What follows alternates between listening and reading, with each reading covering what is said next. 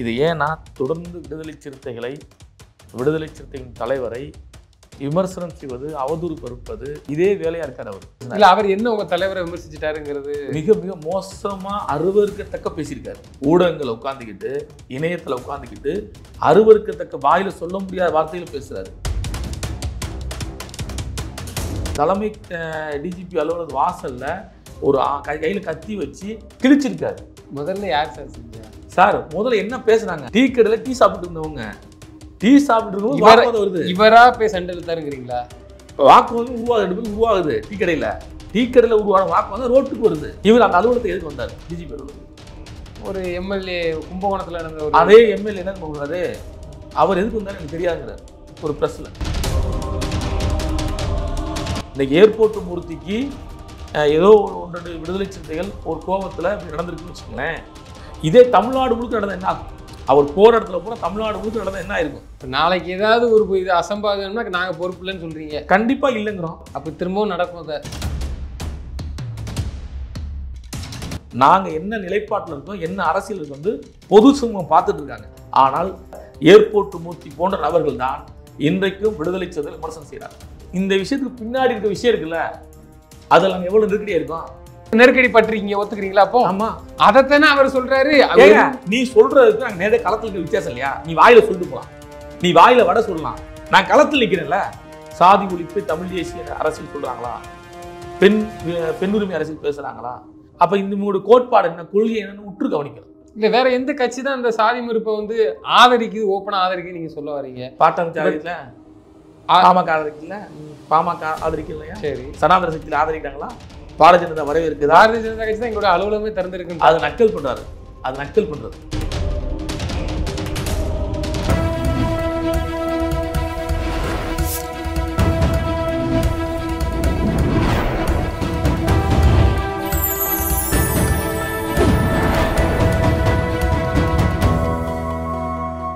Channel 5 Tamil நேயர்களுக்கு வணக்கம். இன்றைய நேர்காணலில் நம்மோடு பேச இருப்பது விடுதலை சிறுத்தைகள் கட்சியின் இளைஞர் அணி துணை செயலாளர் மாலின் அவர்கள். சார் வணக்கம். சார் வணக்கம்.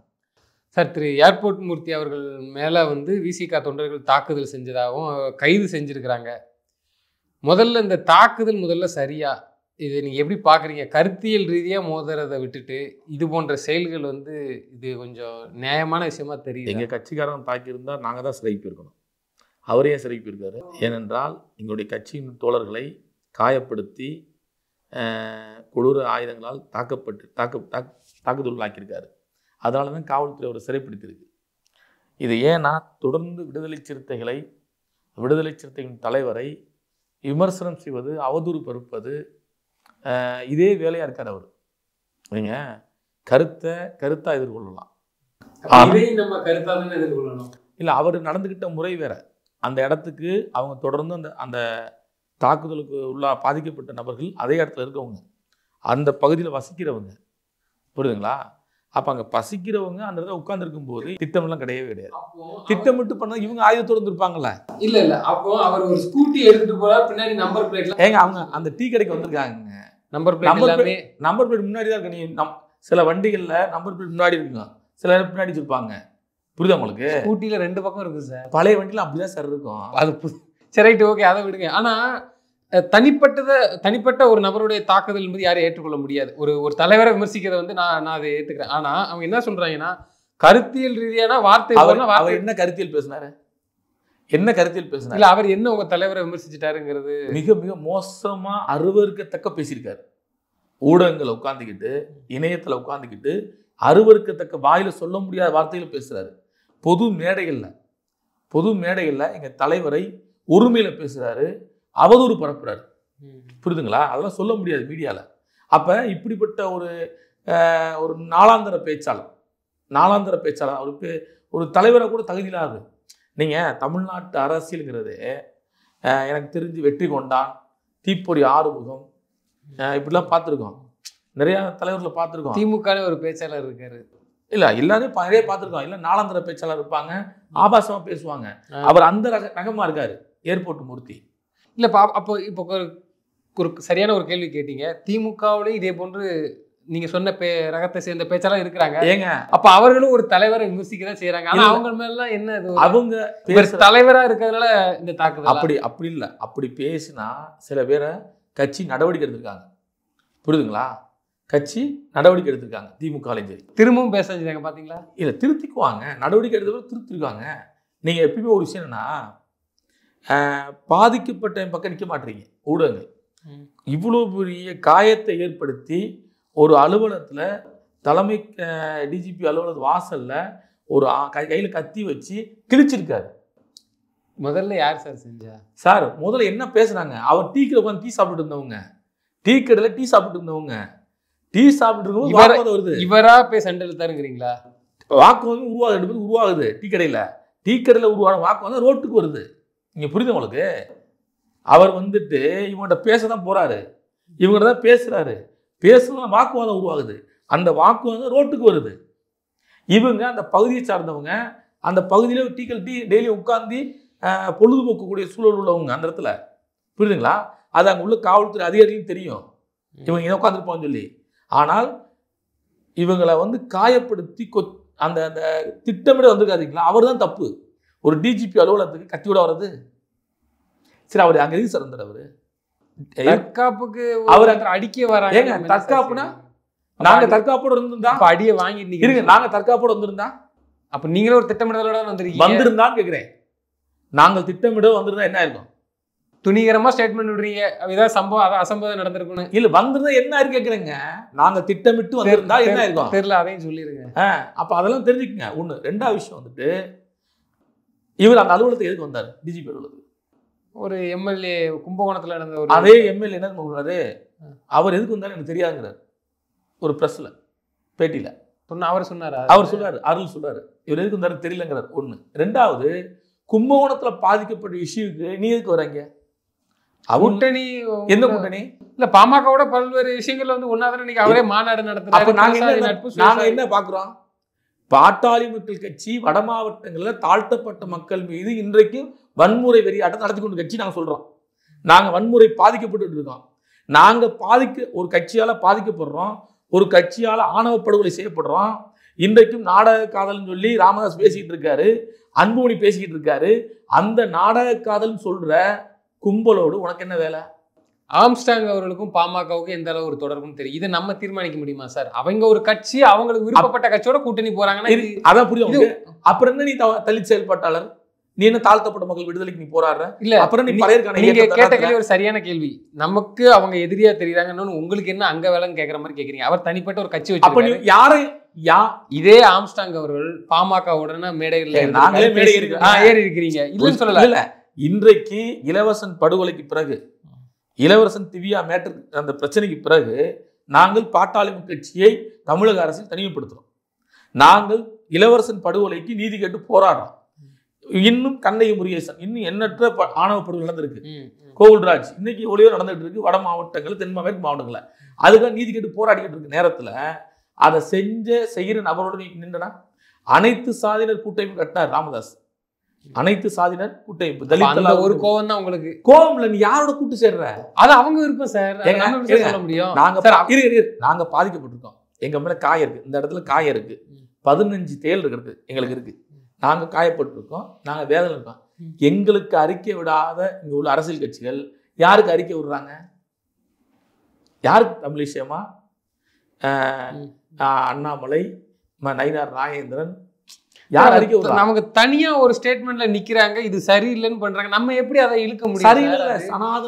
சனாதன சக்தி அவரோட இஷ்டம். சனாதன பிஜேபி கூட்டணியாவே இருக்கட்டும், தூண்டுதலாவே இருக்கட்டும். அப்போ நம்மளோட கருத்தில் ரீதியா எதிர்ப்பு இருக்குல்ல சார்? நீங்க சனாதன சக்திகள் எல்லாம் உங்களுக்கு அறிக்கை விடுறாங்கன்னா, அர்ஜுன் சம்பத் அறிக்கை விடுறாருன்னா என்ன காரணம்? சரி, அது அவங்க கூட்டணியில இருக்கிறாங்க, விட்டுட்டு போறாங்க. அதான் நமக்கு வெளிப்படையா தெரியுது. உங்களுக்கு புரியுதுல?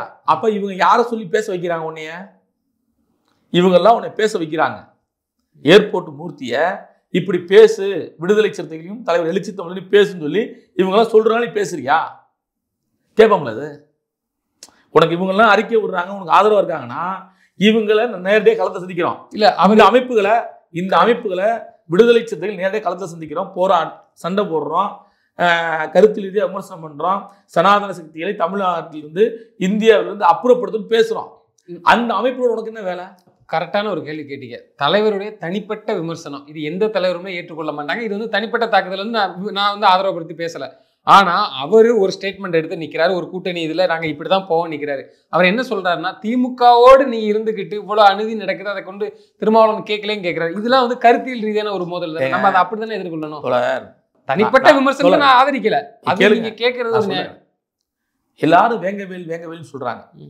இன்றைக்கு வேங்கவேல்ல அந்த தம்பி காவலர் ராஜா, அந்த தம்பி இன்னும் 2 தம்பிங்க, அவன் சின்ன பசங்க பேர் சொல்லக்கூடாது. இந்த 3 பேரையும் காப்பாற்றியது விடுதலை சிறுத்தை. புரியுதுங்களா? இந்த 3 பேரும் பாதிக்கப்படும் போது அவர்களோடு கூட இருந்தது விடுதலை சிறுத்தைகள்.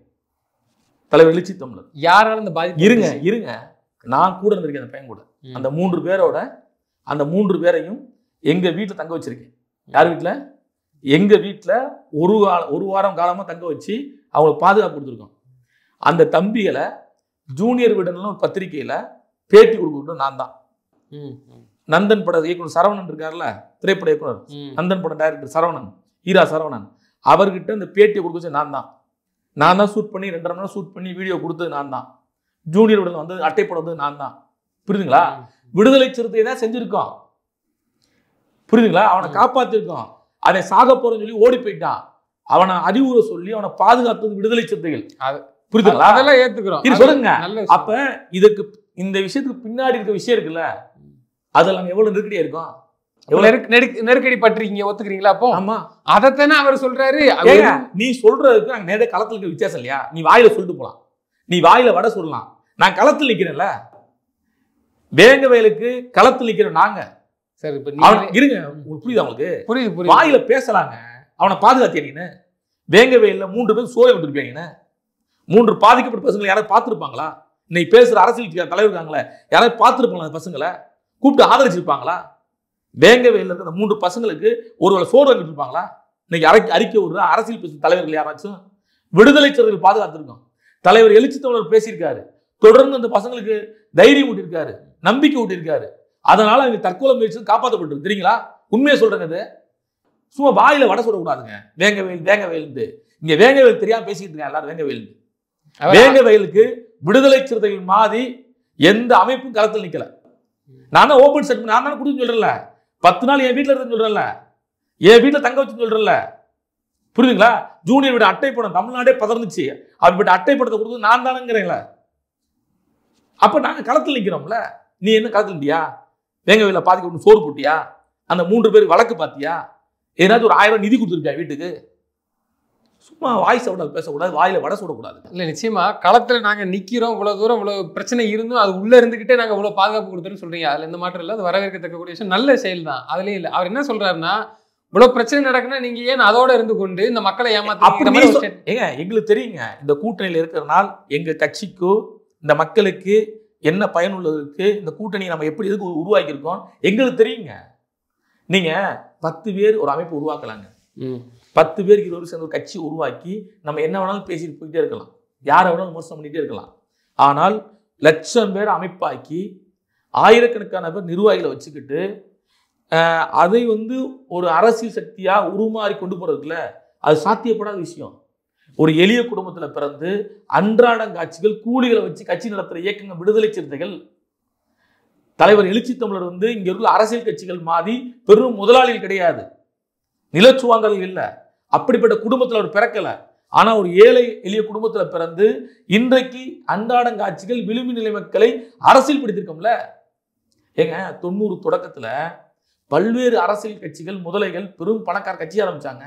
யாருமே இல்லைங்க. இன்னைக்கு பெரிய பெரிய நபர்கள் கட்சி ஆரம்பிச்சாங்க. நீங்களா அவங்க பிஜேபி, காங்கிரஸ், திமுக அப்படி போயிட்டாங்க, சேர்ந்துட்டாங்க. இன்றைக்கு நாங்க தாக்கு பிடிச்சி நிக்கிறோங்க இந்த அரசியல் களத்துல. இது எவ்வளவு மாற்றம் தெரியுங்களா? அன்றாட கூலிகளுங்க. நான்லாம் ஏதாச்சும் ஹோட்டல்ல வேலை பார்த்துட்டு இருந்திருப்பேன். நான் பொய்யெல்லாம் மறுக்கல. ஏதாவது ஹோட்டல்ல வேலை பார்த்துட்டு இருந்திருப்பேன். இன்றைக்கு தமிழ்நாட்டு அரசியலில் ஒரு அடையாளம் பண்ணி நிற்கிறோம்ல, அதற்கு காரணம் யார்? எழுச்சி தமிழர் இல்லையா? போற போக்கு ஒன்று சொல்லக்கூடாதுங்க.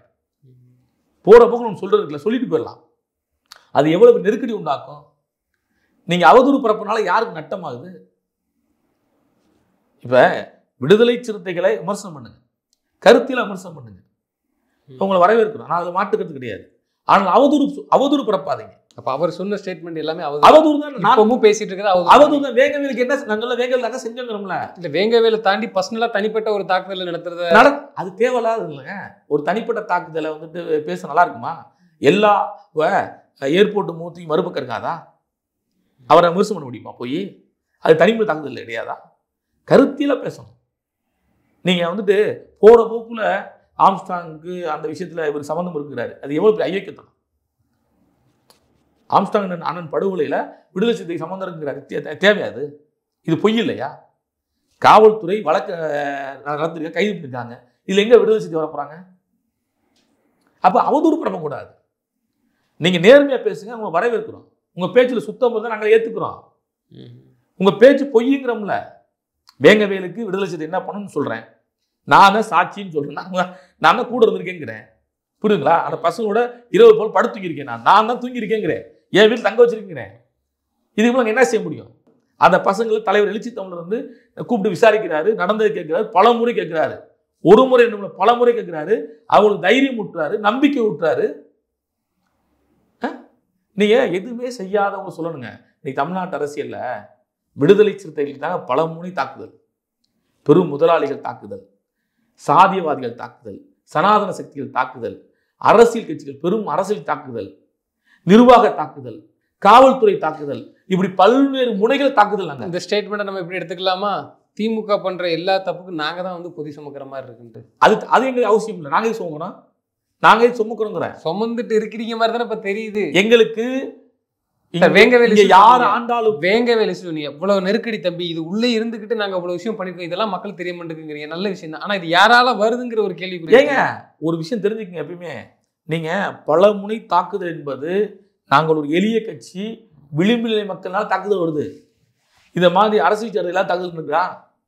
நீங்க எடப்பாடி குற்றச்சாட்டு சொல்லுவீங்களா? அதன் சீமான குற்றச்சாட்டு சொல்லுவீங்களா? யாராவது கேட்டுட்டு சொல்லுவீங்களா? ஏன் எங்க போய் திரும்புறீங்க எல்லாரும்? சரிங்க, திமுக கூட்டத்தில் நாங்க மட்டுமா இருக்கோம்? கம்யூனிஸ்ட் கட்சி இல்லையா? காங்கிரஸ் இல்லையா? எந்த சமூக மக்களுக்கு பிரச்சனை வரும்? காங்கிரஸ் கட்சியோட தலைவர் யாரு? செல்வ பிறந்தகை தான். ஏன் கேட்க வேண்டிய அங்க கேள்வியான அங்கேயும் கை விரல் போக மாட்டேது, பக்கம் போக மாட்டேது. இல்ல அவங்கள வச்சு பிரச்சனை வரும்போது கேட்க தானே செய்யறாங்க. இல்லைங்க, நீங்க இடதுசாரியில் யாருக்காடி போராடுறாங்க? இடதுசாரி இயக்கம் யாருக்காடி போராடுறாங்க? விளிம்பு நிலை மக்களுக்காக போராடுறாங்க, பட்டியல் மக்களுக்காக குரல் கொடுக்குறாங்க. ஏன் அவங்களுக்கு கை நீட்ட மாட்டீங்க? இல்ல அங்க பிரச்சனை வரும்போதுதான் கேட்கறாங்க. உங்களுக்கு புரியலையா நான் சொல்றது? வேங்கவேலோ ஆணவ படுகொலை எங்க போய் திரும்புறீங்களே, அங்க மற்றவங்களும் கேளுங்க. நீங்க எல்லாம் பேச பண்ணீங்களா? பெருமைப்பட்டுக்கங்க, அந்த அளவுக்கு உங்க கட்சி வளர்ந்துருக்குன்ட்டு. கட்சி வளர்ந்தா இருக்கு, அதனாலதான் இந்த தாக்குதல் எல்லாம் வரதா. புரியும் உங்களுக்கு? நீங்க இந்த தமிழ்நாட்டில் இருக்க அரசியல் கட்சிகளை பார்த்து நீங்களா இதை பேச மாட்டேன்னு கேட்டுறீங்களா? வேங்கவேலுக்கு யார் பேசியிருக்கா? ஆணவ படுகொலைக்கு யார் பேசியிருக்கா? கவினுக்காண்டி யார் பேசியிருக்கா? இது உங்களுக்கு ஒரு கூடுதல் பிளஸ் நினைச்சுக்கோங்க. எல்லாம் மித்த கட்சிக்கு போகாத மட்டும் ஏன் வாரீங்கன்னா ஒரு வளர்ச்சி, ஒரு பிரம்மாண்டம். ஓகே, நீங்க சொல்றது புரியுது எனக்கு. நீங்க கேட்க மாட்டீங்கிறேன். அப்ப அவன் மதிக்கலையே, அவங்களாம் கேட்கணும்ல, எல்லாரும் கேட்கணும்ல. எடப்பாடி அறிக்கை விட்டாரும் கேட்கணும், வேங்கவேலுக்கு எடப்பாடி போனாரான்னு கேட்கணும். அதையும் கேட்கதான் செய்யறாங்க. யாரும் கேட்கலங்க, யாருமே கேட்கல, யாருமே பேசல. அது வரக்கூடிய தேர்தலில் இப்போ மக்களே நல்ல ஒரு பாடத்தை புகட்டுவாங்கன்னு நினைக்கிறேன். இல்லை ஒரு விஷயம் பொதுவானதுன்னா நம்ம மக்கள்கிட்ட தானே வைக்க முடியும். நான் ஒரு விஷயம்னா, விடுதலை சிறுத்தைகள் தமிழ்நாட்டு அரசியல் களத்தில் ஒரு நேர்மையான அறம் சார்ந்த அரசியல் பேசுகிறோம். நாங்கள் திமுக கூட்டணியில் இருந்தாலுமே இந்த கூட்டணிக்குள்ளே இருந்துக்கிட்டு பல்வேறு போராட்டங்களை, பல்வேறு அரசியல் நிகழ்வுகளை உருவாக்கியிருக்கோம். இன்றைக்கும் தென் மாவட்டங்களில் சாதி ஆணவப்படுகளுக்கு தான் சாலை மறியல் போராட்டங்கள், அந்த குடும்பத்துக்கான நிவாரணங்கள், நீதி கிடைக்கிறதுக்கான போராட்டங்கள் முன்னெடுத்துருக்காங்க. தினந்தோறும் இப்போ 5 நாளில் மதுரையில் 5 படுகொலைங்க. 5 நாள் 5 படுகொலை. 5 படுகொலையில் 2 படுகொலை தலைவர் வந்து மாலை வச்சிருக்காரு. வீட்டில் பாதிக்கப்பட்ட இறந்த வீட்டுக்கு அந்த கண்ணீர் சிந்தர் குடும்பத்துக்கு ஆறுதல் சொல்லிட்டு வீட்டில் வந்து மாலை வச்சுட்டு போறாரு. எந்த தலைவர் வந்திருக்காங்க சொல்லுங்க? நடக்கிற படுகொலைகளுக்கு எந்த தலைவர் நிற்கிறாங்களா? எல்லாருமே உயிர் பயம் இருக்குங்க. நீங்க ஒண்ணு தெரிஞ்சுக்கங்க, சில ஆணவ படுகொலைகளுக்கு, சாதிய படுகொலையில போய் நிக்கிறோம்ல, அப்படி நிற்கும் போது எதிர்தரப்பு நம்ம தாக்குதல் நடத்துவாங்களா? எதிர்தரப்பு நம்மளை வந்து அச்சுறுத்துவாங்களா? எதிர்தரப்பினர் ஓட்டு நமக்கு போடுவாங்களா அப்படின்ற அச்சம் இன்றைக்கும் அரசியல் தலைவர் இருக்கு. ஆனா விடுதலை சிறுத்தைக்கு அப்படி இல்லையே. ஏனென்றால் நாங்க என்ன நிலைப்பாட்டில் இருக்கோம், என்ன அரசியல் இருக்கோம் பொது சமூகம் பார்த்துட்டு இருக்காங்க. பொது சமூகம், குறிப்பா தமிழர்கள் விடுதலை சிறுத்தைகள் உற்று கவனிச்சுட்டு தான் இருக்காங்க. தலைவர் எழுச்சி தமிழர் என்ன பண்றாரு, என்ன பேசுறாரு, அவர் சரியா பேசுறாரு தவறா பேசுறாருன்னு பார்த்துட்டு தான் இருக்காங்க. ஆனால் சனாதன சக்தியுடைய கைக்குள்ளில் இருக்கின்ற ஏர்போர்ட் மூர்த்தி போன்ற நபர்கள் தான் இன்றைக்கும் விடுதலை சிறுத்தைகள் விமர்சனம் செய்கிறார். இதைதான் கண்டிக்கிறோம். ஒருவேளை உங்களுக்கு எதிராக வளர்ந்து வருது அவரு அந்த இடத்த பிடிக்கும்னு நினைக்கிறாரா இல்ல அப்படிதான் நீங்க பாக்குறீங்களா? தனிப்பட்ட விடுதலை சிறுத்தை கட்சியினுடைய தலைவர் எழுச்சி தமிழருடைய அரசியலை தமிழ்நாட்டில் எந்த கொம்பனும் செய்ய முடியாத அரசியலை விடுதலை செஞ்சிருக்கோம். எந்த கொம்பனும் செய்ய முடியாது சொல்றீங்களா? ஏன்னா சாதி ஒழிப்பே தமிழ் தேசிய விடுதலை என்ற முழக்கத்தை வச்சிருக்கோம், கோட்பாடா வச்சிருக்கோம். தமிழ்நாட்டில் எந்த அரசியல் வச்சிருக்கு சொல்லுங்க? தமிழ்நாட்டில் எந்த அரசியல் கட்சி தன்னுடைய கொள்கையா சாதி ஒழிப்பு தமிழ் தேசிய வச்சிருக்காங்க சொல்லுங்க? ஒரு கட்சி சொல்லுங்க நீங்க தமிழ்நாட்டு அரசியல். ஆனால் விடுதலை சிறுத்தை கட்சி தொடங்கும் போதே சாதி ஒழிப்பே தமிழ் தேசிய விடுதலை வச்சிருக்கோம்.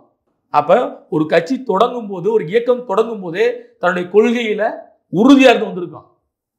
அதுக்கு தலைவர் சொல்லுவாரு, கொண்ட கொள்கையில் உறுதியை காட்டு, கொள்கை சிதையாமல் யுத்தியை மாற்றுறாரு. எங்களுடைய கொள்கையில உறுதியா இருக்கும். தேர்தல் அரசியல்ல பங்கெடுத்தனால எங்களுடைய கொள்கைக்கு எந்த ஆபத்து இல்லாத நிலைப்பாடை உருவாக்கும். இப்போ பல்வேறு விஷயங்களுக்கு நாங்க தான் முன்னிக்கிறோம், நாங்க தான் முன்னின்று நடத்துறோம் அப்படிலாம் சொல்றீங்க. ஆனா அது குறித்து இந்த ஆளுகின்ற திமுக அரசுல இருக்கிறீங்க, ரூலிங் பார்ட்டில அவங்க தான் இருக்கிறாங்க.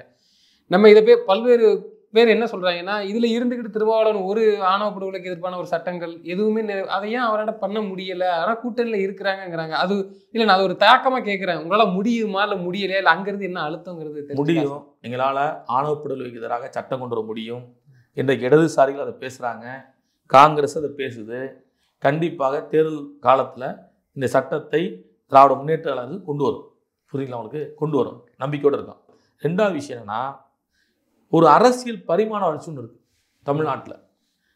இந்த அரசியல் பரிமாண வளர்ச்சியில் ஒவ்வொரு கட்சியும் தன்னை முன்னிறுத்த பார்ப்பாங்க. அப்படி தன்னை முன்னிறுத்தும் போது விடுதலை சிறுத்தைகள் என்ன அரசியலை முன்வைக்கிறாங்கன்னு பார்க்கணும். இப்போ விடுதலை சிறுத்தை வைக்கிற என்ன அரசியல்? சாதி ஒழிப்பு தமிழ் தேசிய அரசியல் சொல்றாங்களா? பெண் உரிமை அரசியல் பேசுறாங்களா?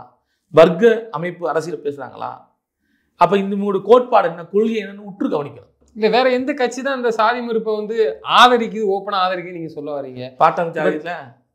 பாமக ஆதரிக்கல, பாமக ஆதரிக்கலையா? சரி, சனாதன சக்தியில் ஆதரிக்கிறாங்களா? பாரதிய ஜனதா வரவேற்குது. பாரதிய ஜனதா கட்சி தான் எங்களோட அலுவலகமே திறந்திருக்கு. அது நக்கல் பண்றாரு, அது நக்கல் பண்றது. புரியுதா உங்களுக்கு? அது நக்கல் பண்றது. நக்கல் வேற, அது ஒரு அரசியல் படுத்துறது வேற. உண்மையில அங்க நடக்காதுங்கிறீங்க. நாங்க போக மாட்டாங்கிறேன். அங்க எப்படி போவாங்க? ஏங்க பாஜக ஆஃபீஸுக்கு போவாங்களா யாராச்சும்? நீங்க நியாயமா பேசுங்க. அப்ப ஒரு ஒரு அரசியலை முன்னிறுத்தும் போது இங்க எல்லாத்துக்கும் அச்சம் வருது. புரியுதுங்களா? இப்போ விடுதலை சிறுத்தைகளின் தலைவர் எழுச்சி தமிழர் ரொம்ப நிதானமாக, நேர்மையாக, அறம் சார்ந்த அரசியலை முன்வைக்கிறாரு. இங்க நாங்க எந்த சமரசமும்லாம் போராடிக்கிட்டு இருக்கோம். புரியுதுங்களா? இந்த கூட்டணிக்குள்ள இருந்தாலுமே எந்த சமரசம்லாம் போராடிக்கிட்டு இருக்கோம். ஆகையால் போற போக்குள்ள அவதூறு தெளிக்கிறது, தனிநபர் தாக்குதல் படுத்துறது, இதெல்லாம் ஆபத்துங்கிறோம். இந்த ஏர்போர்ட் மூர்த்திக்கு ஏதோ ஒரு 1-2 விடுதலை சிறுத்தைகள் ஒரு கோபத்தில் இப்படி நடந்திருக்குன்னு வச்சுங்களேன். இதே தமிழ்நாடு முழுக்க நடந்தால் என்ன ஆகும்? அவர் போற இடத்துல போன தமிழ்நாடு முழுக்க நடந்தால் என்ன ஆயிருக்கும்? ஏற்கனவே திண்டுக்கல் மாவட்டம் வத்தலகுண்டில் நாளைக்கு ஏதாவது ஒரு இது அசம்பாவிதம்னா நாங்கள் பொறுப்பு இல்லைன்னு சொல்றீங்க. கண்டிப்பா இல்லைங்கிறோம். அப்போ திரும்பவும் நடக்கும். அதை ஏங்க அவர் வாய் அடக்க நடக்காதுங்கிறோம். அவர் வாய் அடக்கிட்டாரா பிரச்சனை இல்லைங்கிறோம். ஏங்க ஒரு அரசியல் மாற்றம் வேணுங்க. நம்ம வளர வளர பக்குவப்படையணும். தலைவர் இதை விரும்ப மாட்டாரு. கரெக்டா? விரும்ப மாட்டாரு. அப்ப நீங்களா இப்படி ஒரு சவால் விடுற மாதிரி விடுறீங்களா? சவால் விடலைங்க, நான் சொல்றது புரியலையா? ஏங்க ரசிகர் மன்றத்துக்காண்டிலாம் கொலை நடந்திருக்குங்க. நடிகர்கள் இருக்காங்கல்ல, நடிகர்களுக்காண்டி கொலை நடந்து கேள்விப்பட்டிருக்கீங்களா? சினிமா தேட்டர் வாசல்லாம் இந்த ரசிகரை தப்பா சொல்லிட்டாங்க, இந்த நடிகரை தப்பா சொல்றாங்க, கொலை நடந்து பார்த்துருக்கீங்களா? ஏன் ரசிகருக்கே கொலை பண்றான், நடிகருக்கே கொலை பண்றான். அப்படிலாம் தமிழ்நாடு இருக்குங்க. ரசிகரை ஒரு நடிகர் தப்பா சொல்லிட்டானா கோவப்பட்டு அடிக்கிறாங்க தேட்டர் வாசல்ல.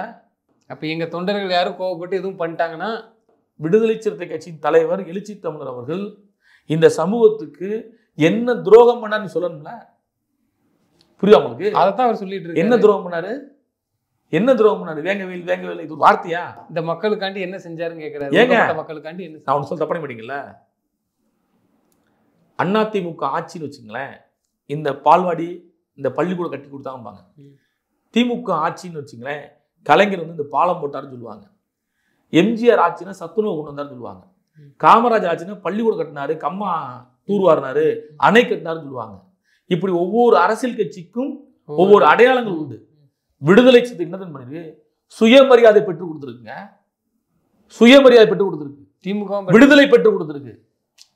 ஏங்க திமுக, அதிமுக, காங்கிரஸ், பிஜேபி, கம்யூனிஸ்ட் இந்த கட்சியெல்லாம் இல்லைன்னா இந்த கட்சியெல்லாம் ஒழுங்கா இருந்தா நாங்க ஏன் வந்துக்க போறோம்?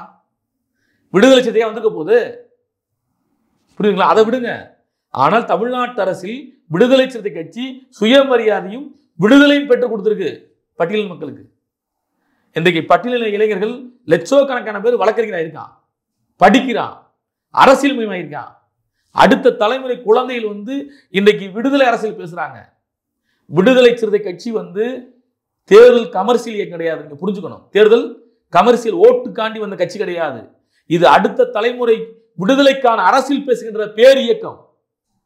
இது யாரும் போற போக்குல இந்த கட்சி இதுக்கு தான் வந்துச்சு அது சொல்லக்கூடாது. விடுதலை சிறுத்தை தொடங்கும் போதே ரத்த சகதியில உருவான இயக்கங்க. சாதிய படுகொலையில நின்று இந்த இயக்கத்தை உருவாக்கியிருக்குங்க. புரியுதுங்களா? அவர் இன்னொன்னு சொல்றாரு, முடக்காத்தான் படுகொலை அப்படிலாம் பேசுறாரு. ஏங்க நான் கூட இருந்தவங்க, அவர் மாமா மாதிரி எனக்கு, நான் சின்ன பிள்ளைங்க பழக்கம். முடக்காத்தான் நான் அவர் மாவட்ட அமைப்பாளர், நான் முகாம் செயலாளர். அவர் மாவட்ட முடக்காத்தான் பாண்டியன் மாவட்ட அமைப்பாளருங்க கட்சிக்கு, மதுரை மாவட்ட அமைப்பாளர். நான் முகாம் செயலாளர், கல்லுமேடு முகாம் செயலாளர். புரியுதுங்களா? எங்களோட தெரிஞ்சிருப்பாரா? கேட்டா அந்த படுகொலை காரணம் திரும்ப அண்ணன் அப்படின்றார். இது எவ்வளவு பெரிய ஐயக்கத்தனங்க. சொல்றதுக்கு நான் கூச வேணாமா? அப்ப நீ எது சொல்றதெல்லாம் பொய்யா சொன்னீங்கன்னா ஏத்துக்க முடியலங்கிறேன். எனக்கே கோபம் வருதுங்க. நியாயமா பேசுங்க, கருத்தா பேசுங்க, அரசியலா பேசுங்க, வரவேற்கிறோம். நீ பொய்யா சொன்னா எப்படி பேச முடியும்? ஆக இது போன்ற செயலை அவர் நிறுத்திக்கணும், அவர் மாத்திக்கணுங்கிறதா எங்களுடைய ஆலோசனை.